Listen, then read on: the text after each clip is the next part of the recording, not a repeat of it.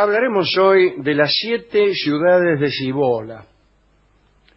El protagonista, podríamos decir, de parte de estos episodios, es Álvar Núñez Cabeza de Vaca, un navegante y explorador español del que hemos hablado muchas veces. Él naufragó durante una expedición a la Florida en 1528 y fue tomado prisionero por los habitantes aborígenes y anduvo caminando por ahí. Después escribió un libro que creo se llama Naufragio. Y caminó muchísimo. Caminó desde la Florida hasta lo que hoy es Los Ángeles, más o menos. Y después apareció en México, mucho más tarde. Publicó un informe y ahí contó su encuentro con los pueblos indios de aquella región, o de todas aquellas regiones. Y de estos relatos, en estos relatos aparece por primera vez la leyenda de las 7 ciudades de Cibola. Algunos dicen que él supuestamente visitó, quizá en sus ratos de delirio desértico. Lo cierto fue que a partir de aquellas historias, otros desparramaron la leyenda y agregaron más fantasía a lo escrito. Álvar Núñez también anduvo por aquí cerca. Caminó, lo suyo era caminar, ¿no? Sí. De Florida hasta Los Ángeles se fue caminando. Pero después desembarcó en Santa Catalina, en el Golfo de Santa Catalina, y de allí caminó por la selva, descubrió las cataratas del Iguazú, entre otras cosas. Lo que habrá sido esa primera... ver eso, ¿no? Sí. Y apareció en Asunción del Paraguay. Así que, muchísimo. Sí. Sí. Bueno, el caso es que otro protagonista es Washington Irving, un escritor, el autor de Cuentos de la Alhambra, y allí describe Washington Irving que es amado en Granada. Hay un lugar donde incluso él vivió un tiempo. Le prestaron la Alhambra, en algunos lugares de ahí, allá por 1830 y tantos, para que él se instalara allí, la recorriera a pie y escribió Cuentos del Alhambra y lo aman en Granada. Pero bueno, él describió la isla de las 7 ciudades, también llamada Maida, a 46 grados de latitud norte, con longitud desconocida. Esto quedaba, según Irving, al nordeste de las Azores. Había sido descubierta en el año 734, cuenta Irving, por el obispo de Oporto y otros 6 obispos más. Todos portugueses que huyeron de su país cuando la invasión de los musulmanes. Muchos años después, en 1447, el capitán Antonio Leone, un italiano al servicio de Portugal, visitó la isla y encontró que los habitantes hablaban portugués y preguntaban ansiosos si los moros permanecían aún en la península, a lo cual me imagino el italiano tendrá que haberles dicho que sí. Aquella isla estaba dividida en 7 comunidades, cada una con su catedral.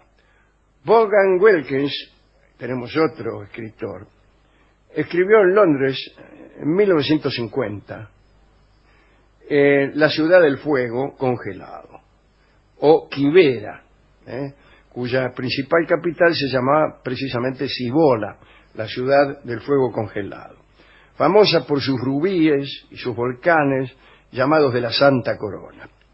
Helechos gigantescos crecen a todo lo largo, monstruos marinos blancos de enormes dientes rojos se esconden en las cuevas que rodean las costas. En fin, la isla de Quibera se hallaba en América del Sur y había sido colonizada por Madoc, hijo de Owen, príncipe de Gwynedd, que dejó su Gales natal en 1169. En realidad, las tierras sudamericanas ejercieron extraordinaria influencia en escritores y en visitantes que tropezaban con vegetación y animales absolutamente desconocidos y seres humanos que eran diferentes en conducta, en lengua, en apariencia. Estas presencias provocaron incluso grandes perplejidades religiosas. como por ejemplo cómo habían llegado hasta allí aquellos seres humanos, o si habían sido o no navegantes del arca de Noé, o si tenían o no alma, cosas por el estilo. Pedro de Alvarado, allá por 1500, principios del siglo XVI, fue uno de los asistentes de Hernán Cortés en la conquista de México y luego conquistador de Guatemala. Fundó ciudades, ejerció tuvo poder muy fuerte, ¿no? Movilizaba un poder muy fuerte.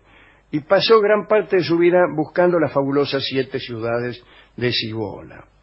Estaba también Francisco Vázquez de Coronado, era navegante, que fue el primero en internarse por la actual Arizona y Nuevo México, aunque yo creo que también anduvo Alba Núñez por allí. No cumplió, también anduvo buscando las 7 ciudades, no cumplió su objetivo, pero sí tropezó con indígenas norteamericanos que ocupaban una larga franja de tierra con 80 comunidades que vivían en casas de adobe y eran descendientes de la cultura Anasazi. Llamó a estos grupos pueblo indio. Vivían estos ñatos en barrancas, dice acá. Bueno, tal vez vivían en barrancas, tal vez en barracas. Y estaban organizados en grupos comunitarios y disponían de sistemas de riego, agricultura. Se remontan probablemente a 2000 años antes de la era cristiana y se los conoce como la cultura cochise. Fueron sus descendientes los primeros en fabricar arcos y flechas, desarrollar la alfarería y hacer canastos de mimbre, por más que vivían en cuevas. Pero no sé qué es lo que impide a las personas que viven en cuevas hacer canastos de paja. Por más que vivan en cuevas es una expresión rara. Esas culturas tuvieron una convivencia dificultosa con los visitantes, ¿no? Primero se comunicaron con misioneros que se instalaron allí en 1630 y muchos años después, ya en 1680, hubo una revuelta de los lugareños que desalojó a los españoles. Los descendientes actuales son los Hopi, Acoma y Zuni, y son agricultores sedentarios. Han logrado mantener su cultura, lenguas tradicionales en un grado asombroso. Las mujeres ocupan lugar prominente en estas comunidades, adoran a Cachina, el espíritu de las fuerzas vivas, que no son el comercio y la banca del lugar, sino y los obispos y nada. Vaya a saber qué, ¿no? Al iniciarse el año, personajes disfrazados de Cachina visitan los pueblos, cantan, danzan y hacen regalos a los niños. ¿Y cómo se disfraza uno de Cachina sin que esté muy claro qué es? No lo sé, debe ser como una especie de mamarracho. Es raro, así, una nube. Las muñecas vestidas como los bailarines también se llaman cachinas. Debe haber entonces una forma específica de disfrazarse de cachina. Nadie encontró jamás la auténtica cibola, si alguna vez existió. Y si alguien hubiese encontrado cibola, bueno, ninguna de estas historias hubieran sido creadas. ¿Acaso la imaginación es más fértil que la realidad y decididamente más creadora? Porque, qué sé yo, la realidad tiene límites, la imaginación no. El caso es que las 7 ciudades de Cibola son otro capítulo de lo que podríamos llamar geografía fantástica, que siempre tuvo sus cultores, pero que en época de los descubrimientos tuvo un auge verdaderamente impresionante, claro. Porque se mezclaban, esto durante varios siglos, se mezclaban los territorios que se descubrían con otros nuevos que se inventaban y a veces se confundían.